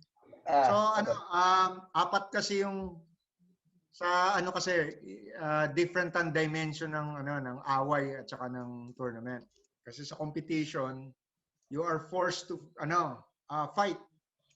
But there are actually apat eh. Fight, flight, freeze, posture. Pag wala kang internal control ng sarili mo, anong tawag dito? Halimbawa, fight. Ito hindi tinuturo sa martial arts eh. Kasi di ba lagi tayong pamacho? Ang dapat makuha ng tao talaga kung street smart ka, kaya ko ba to o hindi? Immediately. So, kung nag-fight ka na hindi mo kaya mag-fight, patay ka. Di ba? Flight. Di ba? Kung nag-flight ka na mali, di ba, parang aso, tumakbo ka, buling ka. Di ba? Patay ka. Posture, kung nagsiga ka na hindi mo kaya, patay ka. Yeah. Freeze. Pag halimbawa, di ba may crime scene 1, crime scene 2. Halimbawa, babae ka. Crime scene 1, akin na pera mo. Binigay mo. Di ka, sama ka sa akin. Nag-freeze ka. Dinadala ka na somewhere. More or less, patay ka. Pero, kung control mo yung sarili mo sa breathing, sa tingin, sa reaction, pwede ka mag-choose kasi pwede ka mag-freeze, mag-posture, mag-fight or flight. Pwede ka mag-switch biglaan according dun sa timing.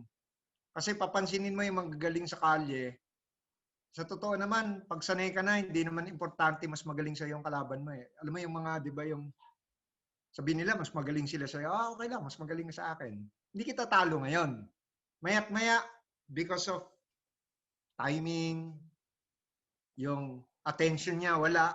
Attention na split second, pak, puk! So, yun yung kailangan masanay ng tao. It's a dance eh. Diba? So, normally, pagka martial art, tinuturo lang fight. Paano mo gagawin yung tatlo? Lalo na kung, yun. Yeah. Anyway. Yeah. Yun lang. Anyway, yun lang. Nag-segue lang. So, sa medic, ganyan din, di ba, Paul? Kailangan bago ka kahit basic life support na lang. Dapat titingnan mo muna, is the scene safe? Kasi Correct. kung hindi safe, kahit na gusto mong ligtasin yung buhay o iligtas yung buhay ng isang tao, hindi ka pwedeng pumasok ng basta-basta. So, I like what you said there because that's very important. Sa mga estudyante ko, sinasabi ko, bakit ka magsasayang ng panahon kung ang laki-laki ng tao? Ako kasi sanay ako, maliit ako parati. So, importante sa akin yung mag-assess. Kasi hindi naman importante yung hiya eh. Walang hiya-hiya na doon. Ang importante dito, makakauwi ako. Yes, baka uwi ka ng buhay. Yeah. Question lang, Arlene. Arlene, na-notice ko kasi I don't know kung, of course, kasama na yung martial art training doon, no? Dahil matagal ka na nagma-martial art eh.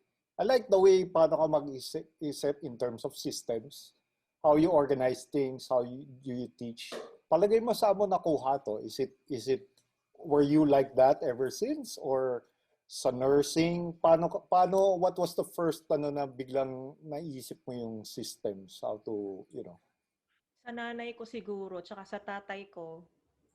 Can you expound? Sa bahay kasi namin, ganun na akong lumaki. Ang nanay ko organized din. So, yung mga expectations clear parate. So, I think from the very beginning na ako na namulat na yung mata ko sa ganon. Sa intelligence community, ganyan, syempre iba din. Pero yung na-enhance talaga yung na-enhance talaga yung pagtuturo ko tsaka yung process sa pagtuturo ko sa Montessori.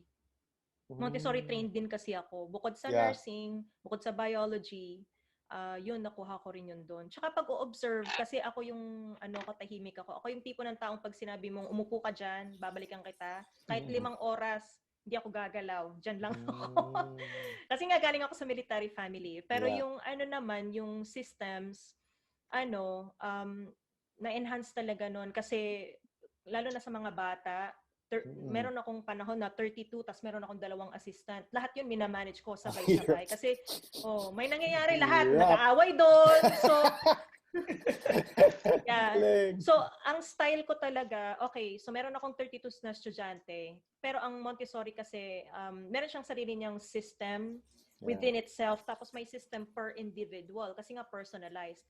So, ang ginawa ko, minapa ko yung buong curriculum ng Montessori dun sa grade na tinuturuan ko. Tapos, para pag tinignan ko yung isang bata, depende sa behavior nila, nakikita ko na, dito yan pupunta sa ganitong pathway. So, nasanay na ako na ganun. Tapos, sabi ko sa sarili ko, nako, magandang sistema to. Mula ngayon, itatry ko siya sa adults, sa martial arts. Tingnan ko kung paano yung effect na sa mga adult learners. Alam mo, ang dami mong matuturo sa hindi ko naman sa tiyataas yung bangko mo, pero tataas ko na nga yung bangko mo. Ang dami mong matuturo sa sa mga martial artist. Kasi madaming martial artist, fighters lang.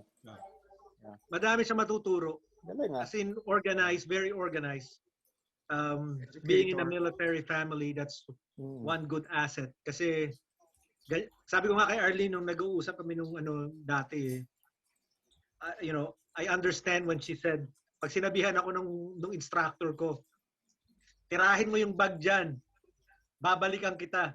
Hindi ako talaga titigil hanggang hindi tinatapos ko yun. I will not leave. Pero maganda yung balance kasi ng Montessori at military. And one aspect you know that there is a system that you should follow. Pero yung Montessori kasi yung philosophy is totally different from the traditional, although luma na ng Montessori system, right? It still recognizes the individual, di ba? Yung different learning capabilities. So, how do you apply it? Let's say, for example, I'm sure you can apply it pagka kilala mo yung mga students, no? But can you apply that system better kung one-on-one teaching compared sa group? Can you expound on that? Or may system ka na nagawa mo katulad nung dun sa mga bata? So you can do it anywhere. You can do it one-on-one. Of course, one-on-one is too easy, right? Because it's just one person really. There are no other variables there. Yeah. Pag naman group, you can really see the benefits of it because you see, because it's not only the individual dynamic. It's funny because whatever's happening on your group dynamic affects the individual, and it actually improves the advancement of the individual because of their experience in the group. So earlier, notes ako. Sige, June was saying something about yung ginagawa niya sa sparring where the advanced students are, you know, doing something with the with the new students so that they can practice also. That's like an example of that dynamic. So, yung pag-prepare niya actually is a system. Kasi, hindi lang siya yung teacher. In a way, they are learning from each other.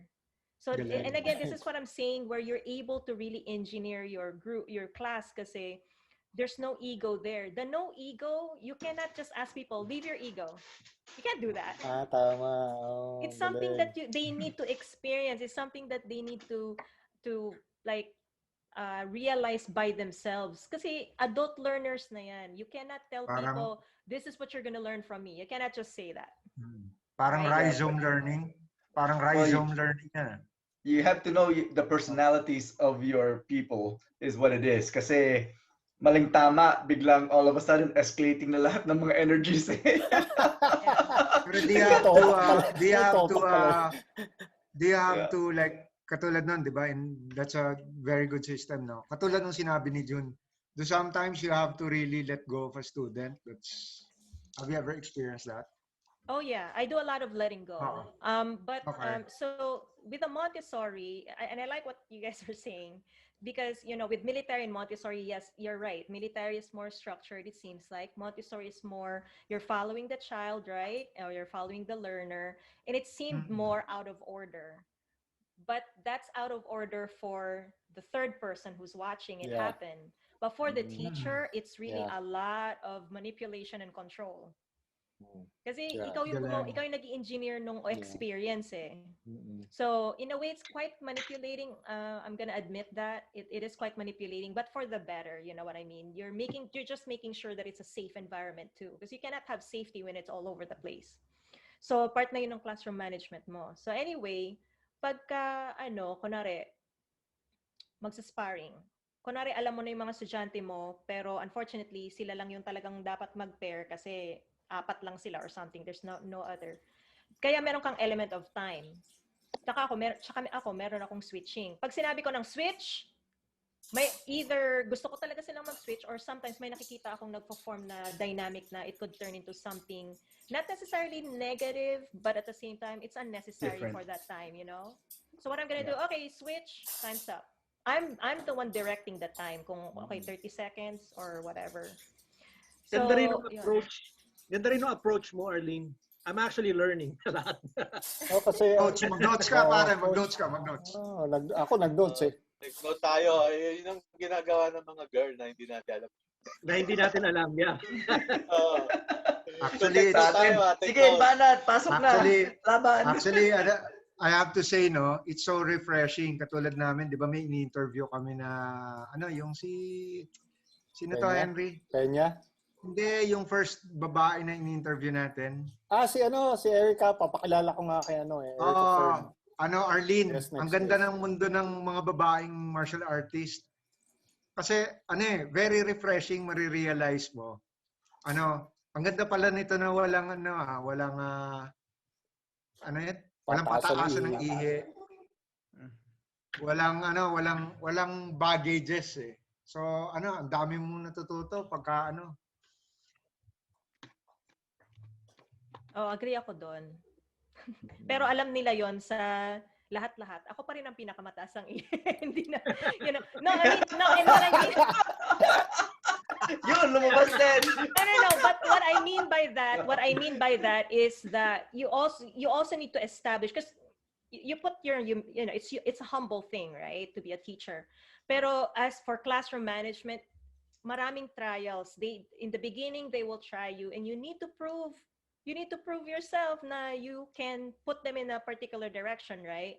Mm-hmm. So in a way, sa grupo ko, what I believe is that I gained their trust, and at the same time, they know my limitations. I am so open about what I can and cannot do, and that's the reason why they're free to train other martial arts. They're free to train or cross-train with anybody else. The only thing that I ask for them is to, if you're gonna wear my t-shirt, please represent yourself properly. Nice. Wag kang mag-aaway or something like that. And I'm so glad, because now I'm with a group where I can really see that my group flourished a lot. Finally, I feel good about my group, where sila talaga, gusto nila yung community, gusto nila yung idea. They're also humble, and I'm glad kasi it took some time para yung community talaga ma-engineer into something positive. Nice. Galing. Nice. Pero I did need to take down a few guys to tell them that, what I'm saying is, like what I'm teaching is something that I know. If you practice properly, you'll be able to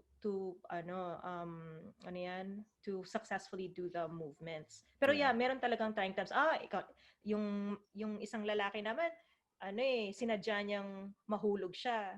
May ganun ako noon na nagki-question. And then sabi ko, sige, kung gusto mo, tayong dalawa na lang. Kung gusto mo, sige, kunin mo yung knife mo. Nice. Sabi ko, ibababa ko yung knife ko kako, kasi syempre ako yung kailangan magpakita ng skill, so ayoko namang madisgrasya ko. Sometimes, you can go out of control. So, binaba ko yung training knife ko. Sabi ko, sige, bigyan mo ako ng low thrust. I'll show you again the technique kung gusto mo. Stig. Pero humbly you will say that. Kasi malalaman naman nila pag nasa ground na sila, maintindihan nila kung ano yung sinasabi ko. Pero yun yung tipong, kailangan mo rin as an instructor to not say or boast about what you can do. It's more like really in a humble space, let them know na, okay, you are the student, but let me remind you of your place in a nice way, right?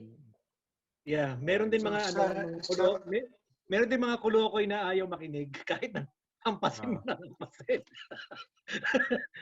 So Arlene, sana kalubog yung mga katawan ng mga sa bakuran namin. I had to put them down. Nasa bakuran namin. Kaya pala ang healthy ng mga plants mo. Mataba.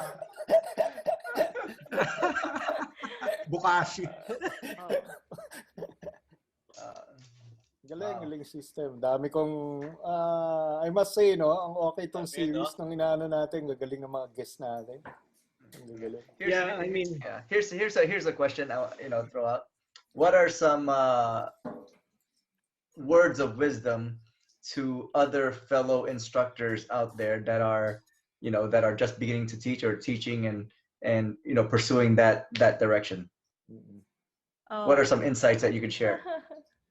Or words of wisdom? Yes, these things take time. Being an instructor is just another level. And so just like the students, you have to give yourself training time as well and give yourself space to grow. Yung ego, I know we talk a lot about ego, and I think it's misunderstood. Because for the women, for example, I need them to have ego. That's actually the main point of this whole thing, because I need them to rebuild their ego so that when they go out there, they can tell the red flags and say, no, you know what? I'm not going to allow this to happen, right? Because right now, most of them are feeling like, oh, like I'm a nobody, so I guess I deserve it. You're right. So anyway, Yeah, it takes some time. Another thing is be focused because it's so easy to get derailed with all of the forums out there, um, especially the comment section when people are talking about or typing about what they think needs to happen, and then they're not really experienced martial artists. I mean, I understand some people are chiming in and their experience, but for somebody who's new, it's kind of hard to filter. Okay, is this guy experienced? Which direction do I go here? So I think initially it will be better to kind of shut down a little bit and focus on a few people that you know you trust. And then once you're ready, then you can go and participate in all these forums. That way you have it. Kasi no matter what, it will enrich your experience no matter what. Kasi yung mga negative is actually good too. Because you can kind of see yourself what you look like or how you react to negative situations. Kind of like, I don't know, tactics. Sometimes you gotta pressure test yourself. So once in a while, it's actually good to be out there in the community and participate. Just not too early as an early instructor. That way you're not gonna be jaded. And secondly, make sure you have a support because it's gonna be a lonely road sometimes, and there will be times where you will quit. I want to quit every day. That's what I really feel. I want to quit every single day. That is true. Yep. It's like, am I in the right road here? And it's like sometimes you realize, okay, you just did a seminar with a group of women, and you realize it's not enough. And as an instructor, you care. That's your number one characteristic of someone who's getting into an instructorship. You care about something. I mean, you went this far, right? So, pagka gumawa ka ng seminar and then you review what you just did or realize na it wasn't enough, just understand that it will never be enough. And the only good thing here is that you just keep moving forward. Parang survival instinct talaga, or survival mentality. You just gotta keep moving forward. Keep moving forward. Kahit na walang nangyayari, just keep stepping and keep building, and because somehow, somewhere, it's gonna make sense. Somehow, somewhere, it's gonna grow. How are you? Okay. I don't know if it's been asked. How are you? What do you call this? Yung business model wise, how have you adjusted with the lockdown? Yung COVID. I was prepared before the COVID because I had a feeling, and I discussed this with my other instructor, who was back then. She was parang satellite group. Sabi ko sa kanya, I have a feeling that we're all gonna go back to backyard training. I just have a feeling about it. It was a few months, or actually a year before COVID happened. So, nag-quit na akong pumunta sa martial arts school. Dito na ako sa basement namin. Sabi ko, this is gonna be the future. I just have a feeling. Tapos yun, nag-COVID. So I was like, I was ready for it. I'm glad. I love it, by the way, that I'm not renting any space. I'm just in my space. Tapos yung grupo ko, they're just in batches, and then we gather as a group every quarter para at least nakikilala nila yung isa't isa. May online support din ako. That way, digitally, they can still know each other. But you have protocols, I mean, health protocols like alcohol, or dito kasi nagsaswab. Meron kami nagsaswab. Do you have that when you meet, every time you meet? Oh yeah, meron. Tsaka we're not, hindi marami. It's really in very small batches. Tsaka yung mga nag-in person, they're actually also staying at home. So usually they're just near my neighborhood. Yung iba naman sa job nila, meron ako na nagko-COVID test almost every day because of his job. Pero yung mga tao na healthcare worker, people who are exposed, new parents, they're digital 100%. So I've already been doing asynchronous learning in 2014. Na-establish ko na yung, dati na akong nagzo-Zoom. Hindi naman talaga Zoom, but before I used Hangouts live when YouTube was partnered with Google Hangouts. So before, I'm already broadcasting my classes. Wow. So you already expanded on that distribution network or communication network. Yeah. Well, for me, it's not the clientele that grew. It was more my experience. So now I kind of know what to do. Tsaka medyo pero malaking effect din yung yung hindi ka nagli-lease. Oh yeah, that's a big effect. Malaking effect because I don't charge much. now the money can really go to the cost of the training rather than all these crazy things. So now the students can actually afford it. Which I like a lot. Nice. Sumami, nice. So back in the day, this is how I operated. Back in the day, meron din akong parang basement training way back. Ano kami, open, anong tawag dyan? Open system or honest system. So what that means is, meron akong basket. Magti-train kami. Kung gusto mo magbigay ka. So the money that goes in there goes back to the group because makakabili kami ng mat, makakabili kami ng extra sticks. Until na, and then may mga donations din kami. Kunwari, may drums, may hand drum na may nag-donate, may mga safety glasses na nag-donate. So, ngayon, yung mga equipment namin, kaya ready to loan, kaya may mga loaners kami. Kasi yon yung donations, yung mga binigay nilang mga pera, inilabas, binalik ko dun sa sa group. Galing. Si Anthony, kaya ako tinatanong, nahiya kasi magtanong si Anthony. Kasi si Anthony gusto magturo ng Zumba online. Register ako para lang makita ko. Yes! Anthony, marami kang clients. Maraming clients ang Zumba, no? Kailangan ba naka-pink, pink leotards? Hindi, binibenta ni Anthony yan. Kailangan lahat naka-pink. Pero binibenta natin yun, Anthony, di ba?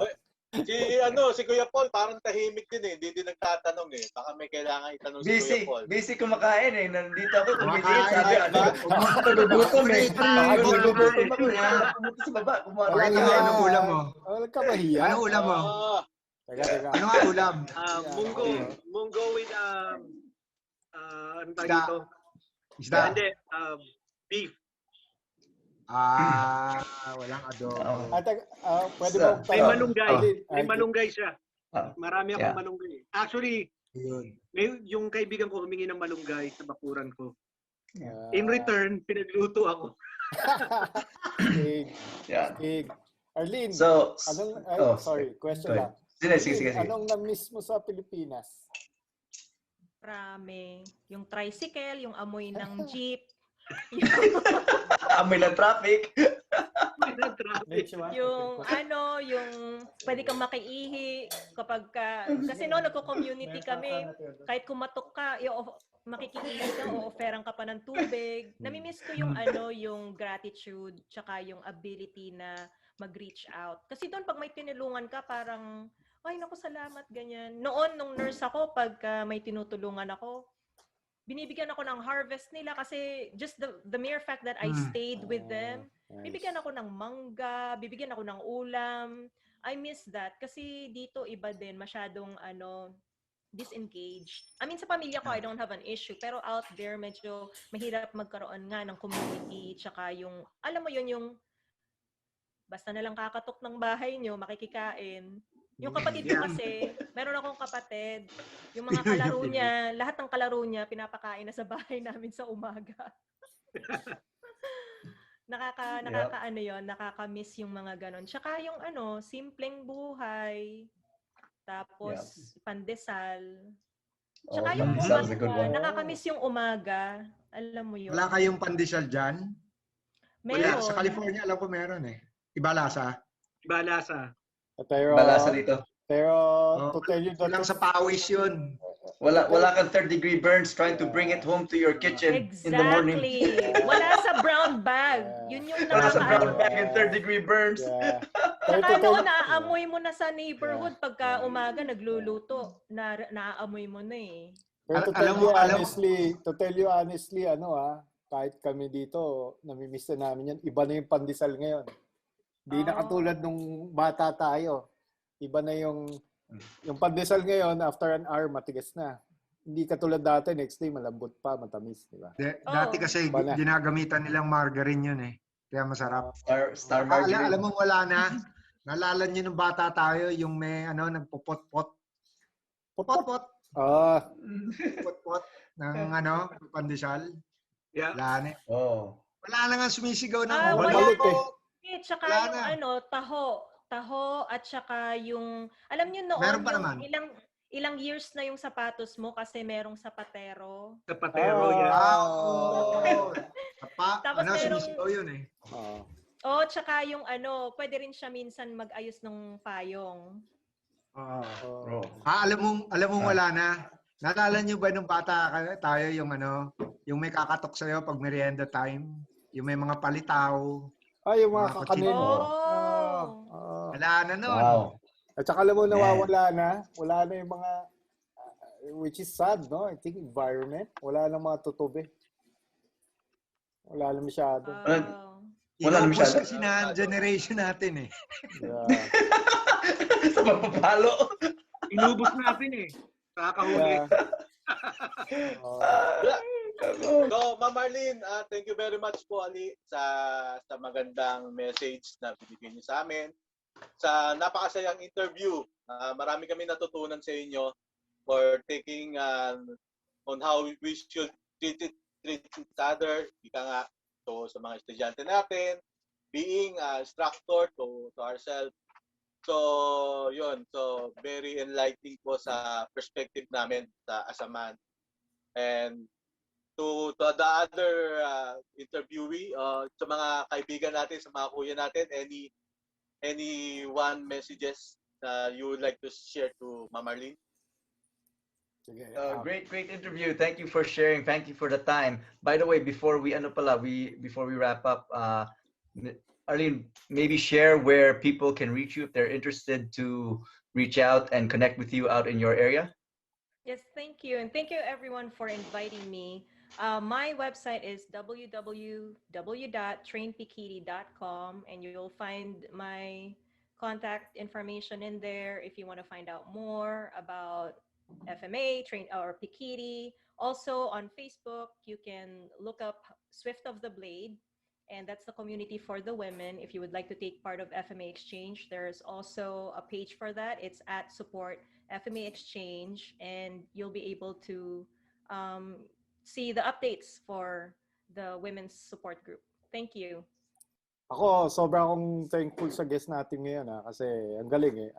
Yes, parang we need to listen to yung needs ng women, but at the same time, aside from yung tinatakil na honorable mission ni Arlene to help out women in FMA, ako personally as a martial artist or just as a person, madami ako natutunan. It just proves na it doesn't matter kung lalaki ka o babae ka. Pag magaling.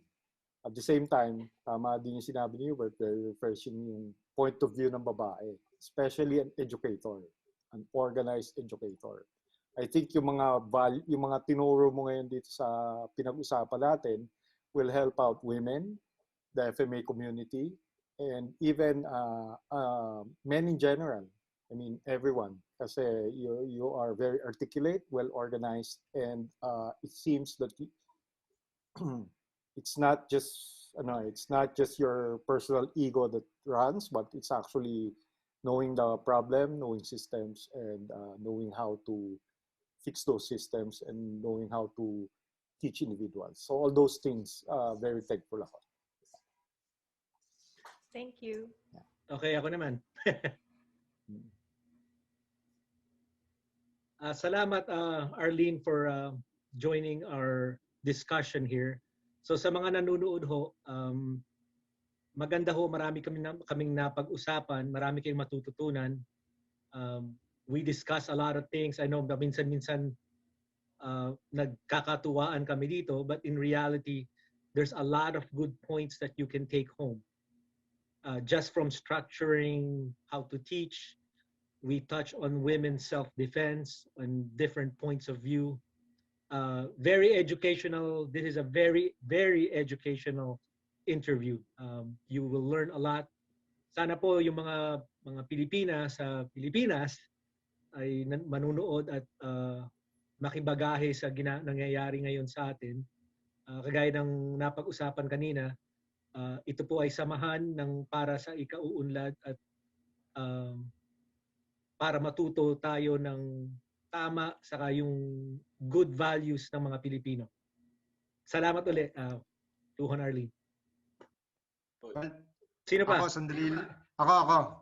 Kasi, teacher, sorry, late. Sorry, late, ma'am. Pero dun Dating sa class ka eh. ating class eh. Hindi, dun sa natutuwa ako dahil kasi bago nga, di ba tayo nag-shoot, bago ako nag-absent. Natuwa ako dahil kasi mukhang meron mga common, other than FMA, yung mga interest nga ng community work, yung anong tawag dito, yung love for the culture. Magandang representante si Ma'am Arlene, si Ginang Arlene, ng pagka-Pilipina. Kasi yung yung parang I can't put my finger on it, kahit nga sa mga usapan ng mga gender issues sa feminism, parang sinasabi ko sa mga counterparts natin na foreigners na, alam nyo, yung mga narratives nyo at saka yung mga mental constructs nyo are different from us Filipinos. So dito, without saying it, di ba, I think napakita ni Arlene na ang babaeng Pilipina, hindi naman talaga, well,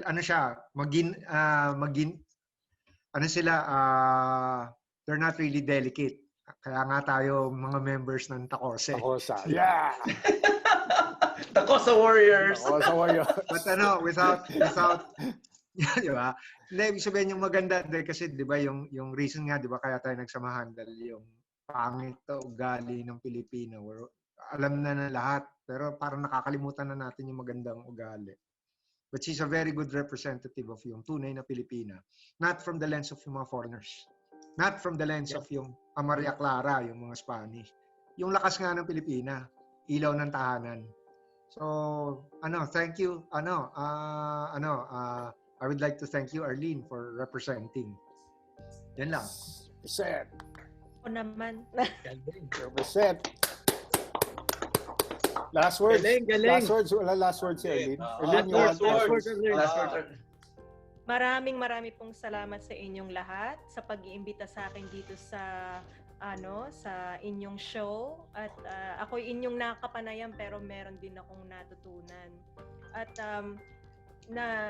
nagagalak ako't narinig ko ang mga katagang ilaw ng tahanan, kasi kahit dito ini-explain ko sa kanila yung ilaw ng tahanan at haligi ng tahanan. At sa totoo lamang, pag sinasabi ko yung mga katagang yan, naiintindihan nila kaagad kung anong ibig kong sabihin, kasi roles na ating nagko-commit tayo dun sa role na yon just to make it work.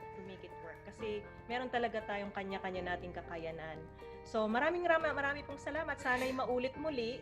At kung hindi man, we can, you know where to find me. So I hope that we can still have some fun, in the future. Thank you so much. Thank you. I appreciate it. Yay! Yeah! Mga pogis! Arlene!